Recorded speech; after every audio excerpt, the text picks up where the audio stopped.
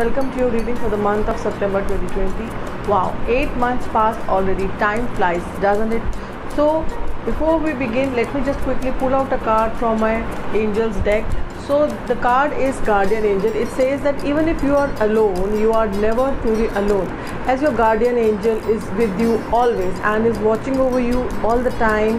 You need to communicate with them more often, and you should share your problems with them and ask them to help you out, because they will not step in until you ask them out. So come, join me as I take you on a journey of planets and tarot cards, and let's see what the planets and what the stars have in store for you. On 3rd of September, we have Mercury, the God's messenger, moving into Virgo, your 6th house, which is the house of illness, enmity and death. Mercury presence in 6th house shall make you win over your competitors. However, you should avoid taking or giving loans, and also you need to take care of your health. And in the first week, we have for you the card Death. So this card, contrary to the grim illustration, the Death card is actually positive, and it indicates a transformation for you for the better, and it does not portray actual physical death. This talks about physical transformation, or I can say mental, spiritual transformation happening. Usually the person will be experiencing a metamorphosis of some sort, and also a destruction of old, outworn circumstances, patterns that have been holding you back, and patterns you once found workable are no longer effective in your life, and the old ways must be destroyed to make room for new that is coming into your life, into your being. And this card also symbolizes some big change in life is coming, and as you can see in the background, the sun is rising here. So this implies that this in spite of whatever transformation is there is going to be a new beginning. On 9th of September, we have Mars, the planet of war, aggression and passion, going retrograde in Aries, its own sign, which is your sign. So before this till 9th of September, your confidence is going to be extremely high, and post 9th, obstacles are going to be removed from the path, solutions, the issues, solutions to your issues are going to be revealed. And this week we have for you Two of Swords. So this card says that you are bound by your thoughts, and you have done it yourself. You find yourself restrained and contained. You have ignored many facts which were presented to you, and still if you do not take any action right now, you are going to repent later. So this card talks about that you need to take action right now, and it also says that limitation is in your mind, and that is what is not letting you take any step further.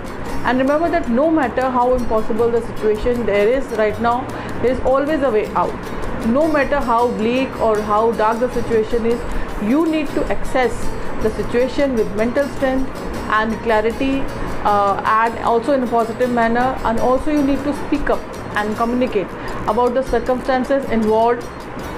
You might be looking at certain things, but you're not talking it out with your people around you or your life partner.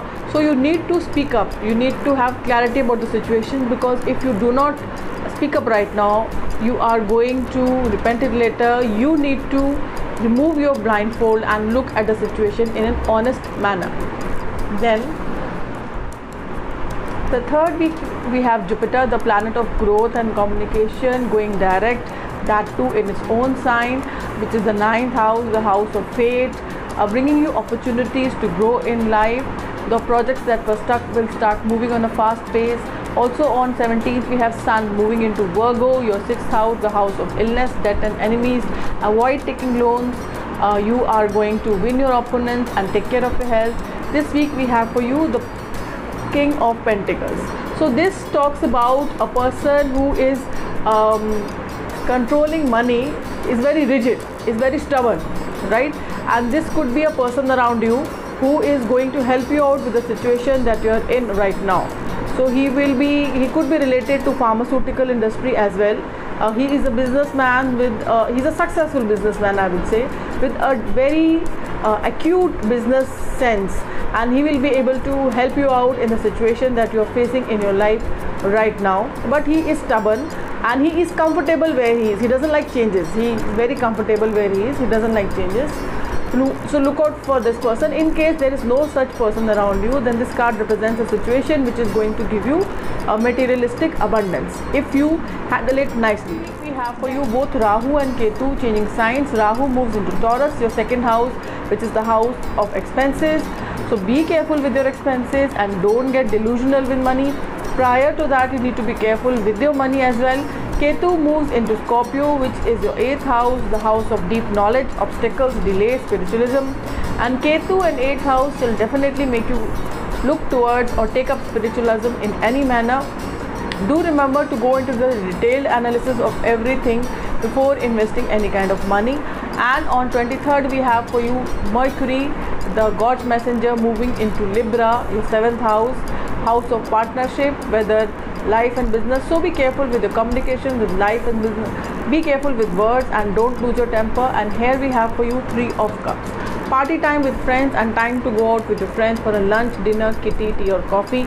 You meet with your tribe, which is matching your vibe, and it's time to celebrate. But it should not happen that you're so busy in celebrating that you might not be connected with the ground reality. And also this card warns that you might be addicted to certain vices. So you need to take actions to ensure that you are out of these addictions and are grounded. Please take ashwagandha on a regular basis. The last week on 28th, we have Venus, the planet of love, charisma, moving into Leo, your 5th sign, which is the house of love. So attraction between or passion between couples is going to increase. Bonding between kids and parents is going to increase. Venus is going to give you the ability to influence people. And then on 29th, Saturn is going direct in the 10th house.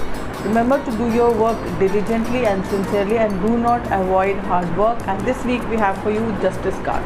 As you can see, the man is holding balance. So the justice that you deserve not is going to be rolled out to you, not what you desire, not what you want, but what you deserve is going to be rolled out to you. Stability and new things are going to come into your life, and life happenings are not based on your desires but on ethical principles and karmic and universal laws and norms, and it cannot be changed. So whatever you have acted or whatever you have sowed, so you are going to reap. So that's all, my friends. Here's wishing that upcoming month fills your life with positivity and removes negativity from your life. Until the time we meet again, this is me saying namaste.